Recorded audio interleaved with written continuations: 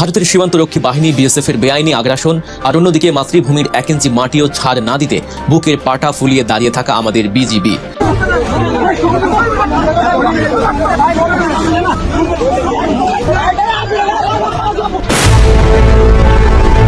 ভারতের চারপাশে আমরা আছি, সুতরাং ভারতের কথা মতো আমাদের চলতে হবে না, বরঞ্চ ভারত যেহেতু আমাদের চারপাশে আছি, ভারতের এক কথা বলতে গেলে মায়ের পেটের ভিতরে বাচ্চা, এই বাচ্চাটা যদি সুন্দরভাবে ঘুমিয়ে থাকে তাহলে মা কষ্ট পাবে না।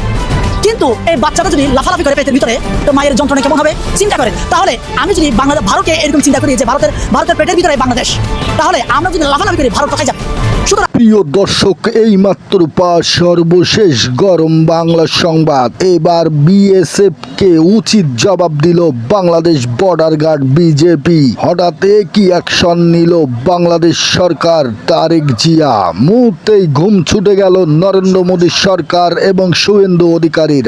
আজকের এই ভিডিওর মাধ্যমে সম্পূর্ণ তথ্য জানতে পারবেন, তাই আপনাদের কাছে অনুরোধ, স্কিপ না করে চলুন ভিডিওটি মনোযোগ সহকারে দেখে আসি। সীমান্ত মানেই টানটান উত্তেজনা, কিন্তু এবার যা ঘটলো তা কোনো সিনেমার থ্রিলার গল্পকেও হার মানাবে।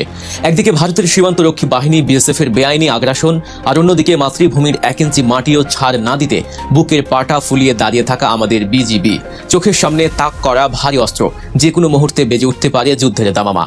আন্তর্জাতিক আইনকে রীতিমতো বুড়ো আঙুল দেখিয়ে ভারতের এক নবনির্বাচিত এমএলএর দম্ভভরা ঘোষণা, বাংলাদেশ বাধা দেয়ার কে? আর ঠিক তার পরপরই বিজিবির সেই কালজয়ী অ্যাকশন, যা দেখে রীতিমতো ভয় পেয়ে পিছু হটতে বাধ্য হলো ভারতীয় বাহিনী। কি এমন ঘটেছিল লালমনিরহাট সীমান্তে? কেন হঠাৎ করে ফায়ারিং পজিশন নিতে বাধ্য হলো বিজিবি? কিভাবে চূর্ণ হলো ভারতীয় নেতার অহংকার? চলুন আজকের এই সহজ সরল কিন্তু গভীর বিশ্লেষণধর্মী আয়োজনে পুরো ঘটনার আদ্যপান্ত জেনে নেই। ভারত বাংলাদেশ সীমান্ত মানেই এক দীর্ঘ স্নায়ুযুদ্ধ, যেখানে সব সময় বারুদের গন্ধ লেগে থাকে। কিন্তু সাম্প্রতিক সময়ে লালমনিরহাটের পাটগ্রাম উপজেলার দহগ্রাম 3 বিঘা করিডর সীমান্তে যে রুদ্ধশ্বাস এবং চরম উত্তেজনাকর পরিস্থিতির সৃষ্টি হয়েছিল, তা অতীতের অনেক রেকর্ডকেই হার মানিয়েছে। একটু কল্পনা করুন দৃশ্যটা। আন্তর্জাতিক আইন অনুযায়ী ভারত বাংলাদেশ সীমান্তের জিরো লাইন বা শূন্য রেখার 150 গজের মধ্যে কোনো দেশই কোনো ধরনের স্থায়ী স্থাপনা বা কাঁটা তাদের বেড়া নির্মাণ করতে পারবে না। এই নিয়মটি করা হয়েছে মূলত দুই দেশের বাহিনীর মধ্যে সংঘাত এড়ানোর জন্য। কিন্তু কে শোনে কার কথা?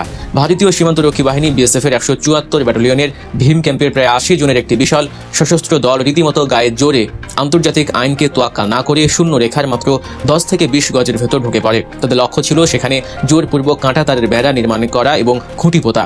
একটি স্বাধীন ও সার্বভৌম দেশের জন্য এর চেয়ে বড় স্পর্ধা আর কি হতে পারে? বাংলাদেশের ভূখণ্ডের একেবারে গা ঘেঁষে গায়ের জোরে এমন বেআইনি কাজ শুরু করাটা ছিল বিএসএফ এর একটি সুপরিকল্পিত এবং স্পষ্ট উস্কানি। কিন্তু তারা হয়তো ভুলে গিয়েছিল ওপারে কোনো কাপুরুষের দল নয়, দাঁড়িয়ে আছে বাংলার দামাল ছেলেরা। বর্ডার গার্ড বাংলাদেশ বা বিজিবি এই দৃশ্য দেখার সাথে সাথে কড়া প্রতিবাদ জানায়। বিজিবির পক্ষ থেকে বারবার সতর্ক করা হয় কাজ বন্ধ করার জন্য, এবং তাদের কিন্তু বিএসএফ জনরা দম্ভ ভরে সেই সতর্কতা উপেক্ষা করে নিজেদের কাজ চালিয়ে যাওয়ার চেষ্টা করে। আর ঠিক তখনই দেখা যায় বিজিবির সেই রুদ্র মূর্তি। মায়ের সম্মান বাঁচাতে যেমন সন্তান রুখে দাঁড়ায়, ঠিক তেমনই মাতৃভূমির সীমানা রক্ষায় বিজিবি এক বিন্দুও ছাড় না দিয়ে মুহূর্তের মধ্যে 4 থেকে 5টি সেকশনে ভাগ হয়ে যায়। এরপর স্বয়ংক্রিয় ভারী অস্ত্র তাক করে বিএসএফ এর দিকে সরাসরি ফায়ারিং পজিশন নিয়ে নেয়। হ্যাঁ, আপনি ঠিকই শুনছেন, একেবারে ফায়ারিং পজিশন। যে কোনো মুহূর্তে ট্রিগারে চাপ পড়ার মতো এক ভয়ানক অবস্থা। বিজিবির এই অভাবনীয় এবং অকুতভয় রণমূর্তি দেখে সেদিন রীতিমতো ভয় পেয়ে পালিয়ে যায় বিএসএফ। তারা বুঝতে পারে আর পা এগুলেই পরিণতি হবে ভয়াবহ। বাধ্য হয়ে তারা কাজ বন্ধ করে পিছু হটে যায়। সামরিক এই স্নায়ুযুদ্ধের মাঝে আগুনে ঘি ঢালতে হাজির হন ওপার বাংলার মেঘুলিগঞ্জের নবনির্বাচিত বিজেপি বিধায়ক দধিরাম রায়। লালমনিরহাট সীমান্তে উত্তেজনার খবর পেয়ে তিনি সদল বলে ছুটে আসেন সীমান্ত এলাকায়। সেখানে উপস্থিত ভারতীয় সাংবাদিকদের ক্যামেরার সামনে তিনি বাংলাদেশের এই ন্যায়সঙ্গত বাধাকে সম্পূর্ণ তাচ্ছিল্য করেন। চরম অধ্যত্ব দেখিয়ে তিনি বলেন, ভারত সরকার যা নির্দেশ দিয়েছে সেভাবে এখানে কাজ হবে, বাংলাদেশ বাধা দেয়ার কে? তিনি আরও দম্ভ করে বলেন, এখন পশ্চিমবঙ্গে ডাবল ইঞ্জিনের সরকার চলছে, তাই ভয় পাওয়ার কিছু নেই। এই ডাবল ইঞ্জিন সরকার বলতে তিনি বুঝিয়েছিলেন যে কেন্দ্রেও বিজেপির সরকার, আবার রাজ্যেও তাদেরই শাসন, তাই তারা যা খুশি তাই করতে পারে। একজন আইন প্রণেতা এবং জনপ্রতিনিধির মুখে এমন দায়িত্ব জ্ঞানহীন এবং উস্কানিমূলক বক্তব্য দুই দেশের মধ্যে দীর্ঘমেয়াদী কূটনৈতিক সম্পর্ককে কতটা খাদের কিনারায় ঠেলে দিতে পারে তা নিয়ে চিন্তিত খোদ রাজনৈতিক বিশ্লেষকরা। দধিরাম রায়ের এই মন্তব্য কোনো সাধারণ কথা ছিল না, এটি ছিল মূলত পেশি শক্তির নগ্ন প্রকাশ। আন্তর্জাতিক আইন যেখানে স্পষ্ট বলছে 150 গজের ভেতরে কিছু করা যাবে না, সেখানে তিনি বেআইনি কাজকে উস্কে দিলেন। পরিস্থিতি যখন একেবারে হাতের বাইরে চলে যাওয়ার উপক্রম, দুই বাহিনীর জনরা যখন ভারী অস্ত্র নিয়ে একে অপরের দিকে তাক করে আছে, তখন বাধ্য হয়ে দুই দেশের বাহিনীর ব্যাটালিয়ন কমান্ডার পর্যায়ে একটি জরুরি পতাকা বৈঠক বা ফ্ল্যাগ মিটিং এর আয়োজন করা হয়। মাঠের লড়াইয়ের পর এই বৈঠকে শুরু হয় আরেক মনস্তাত্ত্বিক ও কূটনৈতিক লড়াই। বিএসএফ নিজেদের দোষ ঢাকতে এক অদ্ভুত ও খোরা যুক্তি দাঁড় করায়। তারা দাবি করে করে যে তারা কোনো বেড়া নির্মাণ করছিল না, তারা কেবল জমি অধিগ্রহণের সীমানা নির্ধারণের জন্য ছোট বাঁশের খুঁটি পুঁতছিল, যা নাকি অতি সাধারণ একটি বিষয়। উল্টো তারা নির্লজ্জের মতো অভিযোগ করে যে এত সামান্য একটি বিষয়কে কেন্দ্র করে বিজিবি যেভাবে স্বয়ংক্রিয় ভারী অস্ত্র তাক করে ফায়ারিং পজিশন নিয়েছিল তা অত্যন্ত অনাকাঙ্ক্ষিত ও দুঃখজনক। কিন্তু বিএসএফ এর এই বানোয়াটি যুক্তির অত্যন্ত কড়া এবং দাঁত ভাঙা জবাব দেন বিজিবি অধিনায়ক লেফটেন্যান্ট কর্নেল নাজিউর রহমান। তিনি ভারতের প্রতিনিধিদের চোখে চোখ রেখে স্পষ্টভাবে আন্তর্জাতিক আইনের কথা জানিয়ে দেন। তিনি তাদের স্মরণ করিয়ে দেন 1974 সালের ঐতিহাসিক মুজিব ইন্দিরা সীমান্ত চুক্তির কথা। সেই চুক্তি অনুযায়ী সীমান্তের 150 গজের মধ্যে কোনো পক্ষই কোনো ধরনের স্থায়ী স্থাপনা নির্মাণ করতে পারবে না। দেশের সীমানা এবং সার্বভৌমত্ব রক্ষার্থে বিজিবির নেয়া সেদিনের প্রতিটি পদক্ষেপ যে আন্তর্জাতিক আইন অনুযায়ী শতভাগ বৈধ এবং যৌক্তিক ছিল। বিতর্ক এড়াতে এবার আর কোনো আড়ানি নয়, বরং রীতিমতো পাক্কা এবং অভিজ্ঞ চোরদেরই রাষ্ট্রের গুরুত্বপূর্ণ পদের দায়িত্ব দিচ্ছে বিএনপি সরকার। শুনতে চরম আপত্তিকর এবং অবিশ্বাস্য মনে হলেও দেশের ব্যাংকিং খাতের সাম্প্রতিক চালচিত্র যেন এই ভয়ঙ্কর সত্যটিকেই চোখে আঙ্গুল দিয়ে দেখিয়ে দিচ্ছে। খোদ বাংলাদেশ ব্যাংকের গভর্নর শনিবার দেশবাসীর সামনে এক লোমহর্ষক তথ্য ফাঁস করেছেন। তিনি অত্যন্ত সাবলীল ভঙ্গিতে জানিয়েছেন, দেশের ব্যাংক খাত থেকে 5 লাখ কোটি টাকা স্রেফ চুরি হয়ে গেছে। ঋণের নামে এই বিপুল পরিমাণ অর্থ বের করে নেওয়া হয়েছে, যার বিপরীতে ব্যাংকের ভল্টে কোনো বন্ধক বা জামানত পর্যন্ত নেই। কিন্তু এই থ্রিলারের সবচেয়ে বড় ক্লাইম্যাক্সটি লুকিয়ে আছে গভর্নরের এই বক্তব্যের ঠিক পরের দিন নেওয়া একটি অভাবনীয় সিদ্ধান্তে।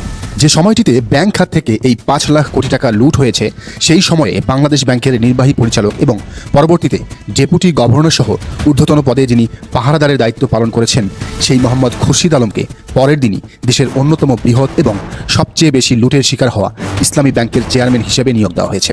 পুরো বিষয়টি সাধারণ মানুষের কাছে জটিল মনে হলেও রাজনীতি ও অর্থনীতির বিশ্লেষকদের মতে এটি আসলে ক্ষমতাশীলদের এক অভিনব নিনজা টেকনিক। কারণ যাকে এই ধ্বংসস্তূপের দায়িত্ব দেওয়া হয়েছে, তিনি খুব ভালো করেই জানেন কিভাবে সবচেয়ে সহজ এবং নিখুঁত উপায়ে চুরিটা করা যায়, যাতে কেউ টেরও না পায়। গত স্বৈরাচারী সরকারের আমলে 2024 সালের ফেব্রুয়ারিতে এই মোহাম্মদ খুরশিদ আলমকে 3 বছরের জন্য বাংলাদেশ ব্যাংকের ডেপুটি গভর্নর হিসেবে চুক্তিভিত্তিক নিয়োগ দেওয়া হয়েছিল। চুক্তি কে দিয়েছিল? শেখ হাসিনা নিজেই। ব্যাংকের নির্বাহী পরিচালক অর্থাৎ সচিব মর্যাদা থেকে তিনি সরাসরি এই পদে আসীন হয়েছিলেন। কিন্তু 5 আগস্টের পট পরিবর্তনের পর 7 আগস্ট যখন বাংলাদেশ ব্যাংকের ভেতরে কর্মকর্তা কর্মচারীরা নজিরবিহীন আন্দোলনে নামেন, তখন তাদের প্রধান লক্ষ্যবস্তু ছিলেন এই খুরশিদ আলম। সেদিন বিক্ষুব্ধ কর্মকর্তারা অভিযোগ তুলেছিলেন, খুরশিদ আলম সহ ঊর্ধ্বতন ব্যক্তিরা ব্যাংক থেকে ঋণের নামে